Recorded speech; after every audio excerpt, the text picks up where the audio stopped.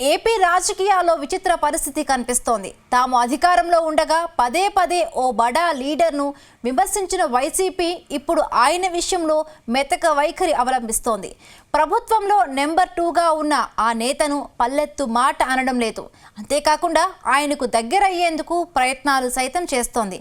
ఆ నేతను తిట్టడం ద్వారానే తాము అధికారానికి దూరమయ్యామని ఇప్పుడు రియలైజ్ అయిందా? అందుకే ఇలా చేస్తోందా?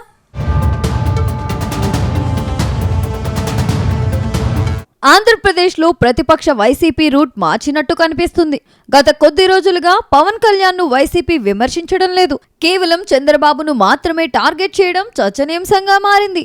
గతంలో పవన్ను పదే పదే టార్గెట్ చేయడం ద్వారా తాము అధికారానికి దూరమయ్యామనే ఆలోచనలో వైసీపీ పెద్దలున్నారట. అందుకే పవన్ జోలికి పోవద్దని డిసైడ్ అయ్యారట.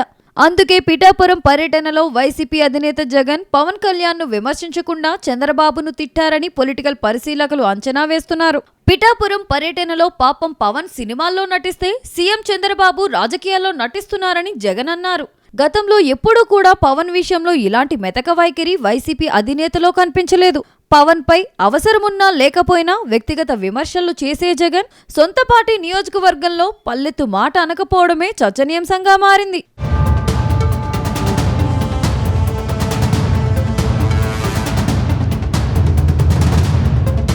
వాస్తవానికి రాష్ట్రంలో వైసీపీ అధికారంలో ఉండగా పవన్ టార్గెట్గా అప్పటి సీఎం జగన్ పదే పదే ఆరోపణలు గుప్పించేవారు. ఒకానొక దశలో దత్తపుత్రుడు, ముగ్గురు భార్యల అంశాన్ని లేవనెత్తి ఘాటైన విమర్శలు చేసేవారు. ఎలాంటి కార్యక్రమమైనా సందర్భం, సమయం, సంబంధం లేకుండా పవన్ పై విమర్శలతో విరుచుకుపడేవారు. దత్తపుత్రుడని, 3 వివాహాలని వ్యక్తిగత విమర్శలు చేసేవారు. అంతేకాదు జగన్ క్యాబినెట్ లోని మంత్రులు కూడా పవన్ ను వ్యక్తిగతంగా విమర్శించేవారు.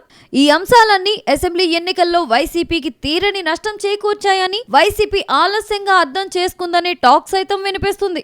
మరోవైపు megastar Chiranjeevi, super star Rajinikanth ను వైసీపీ లీడర్లు వదిలిపెట్టలేదు. మెగాస్టార్ పై మాజీ మంత్రి కొడాలి నాని వివాదాస్పద కామెంట్స్ అప్పట్లో పెద్ద దుమారమే రేపాయి. అటు సూపర్ స్టార్ రజనీకాంత్ పై మొత్తం వైసీపీ బ్యాచ్ ఇష్టం వచ్చినట్టు చెలరేగిపోయారు. ఈ ఫలితం ఎన్నికల్లో స్పష్టంగా కనిపించడంతో ఇప్పుడు తమ వైఖరి మార్చుకున్నట్లు తెలుస్తుంది.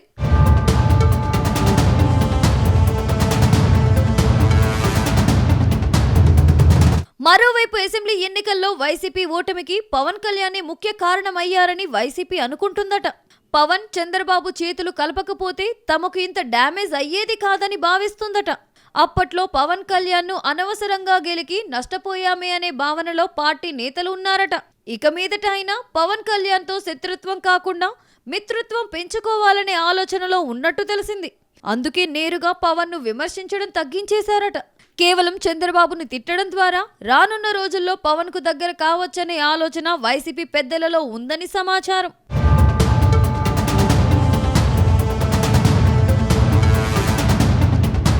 ఇక ప్రతిపక్ష వైసీపీ వ్యూహంపై ఏపీ రాజకీయాల్లో జోరుగా చర్చ జరుగుతుందట. పవన్ కళ్యాణ్ ను నేరుగా విమర్శించకపోవడం వెనుక మరో కారణం సైతం లేకపోలేదని తెలుస్తుంది. పవన్ కళ్యాణ్ కాపు సామాజిక వర్గానికి చెందిన నేత. గత అసెంబ్లీ ఎన్నికల్లో కాపు సామాజిక వర్గం ఓట్లు చాలా కీలకమయ్యాయి. అయితే పిఠాపురం పవన్ పై వంగగీతను పోటీలో దింపినా ఫలితం లేకపోయింది. పవన్ కళ్యాణ్ ను పిఠాపురం ప్రజలు భారీ మెజారిటీతో గెలిపించారు. అయితే పవన్ ను సొంత సామాజిక వర్గం నేతలతో వైసీపీ తిట్టించడం కూడా వైసీపీని నష్టం చేసినట్టుగా ప్రచారం జరుగుతుంది. కాపు నేతలు ముద్రగడ పద్మనాభం, హరిరామ జోగయ్య వంటి వారితో పవన్ ని పదే పదే తిట్టించారు. ముద్రగడ హరిరామ జోగయ్య స్థానంలో తమ నాయకుడిగా పవన్ ను కాపులు ఎంచుకోవడంతో వైసీపీకి నష్టం జరిగింది. అందుకే 2019 ఎన్నికల్లో కాపుల మద్దతుతో గోదావరి జిల్లాలో ప్రభావం చూసిన వైసీపీ ఈ ఎన్నికల్లో అసలు ఖాతా తెరవలేకపోయిందంటేనే పరిస్థితిని అర్థం చేసుకోవచ్చు. మొత్తంగా వైసీపీ పాత ఫార్ములాను నమ్ముకుంటుందని రాజకీయ విశ్లేషకులు అంచనా వేస్తున్నారు. గతంలో 2014-19 ఎన్నికల సమయంలో అనుసరించిన విధానాన్నే ఇప్పుడు వైసీపీ ఫాలో అవుతుందట. అప్పట్లో చంద్రబాబు బీజేపీ అలయన్స్ ప్రభుత్వం ఉండగా టీడీపీనే వైసీపీని టార్గెట్ చేసిందనే విమర్శలున్నాయి. అప్పటి బీజేపీ నేతలతో పల్లెత్తు మాట అనకుండా ఆ పార్టీతో స్నేహం పెంచుకుంది. ఇప్పుడు కూడా పవన్ తో శత్రుత్వం పెంచుకోకుండా ఉంటే రానున్న రోజుల్లో తమకు మంచి జరుగుతుందని వైసీపీ పెద్దలు ఆలోచిస్తున్నారట. అందుకే పవన్ విషయంలో వెనక్కి తగ్గి ఆచితూచి అడుగులు వేస్తున్నట్టు ప్రచారం జరుగుతుంది. చూడాలి మరి వైసీపీ వ్యూహం ఎంతవరకు ఫలిస్తుందో.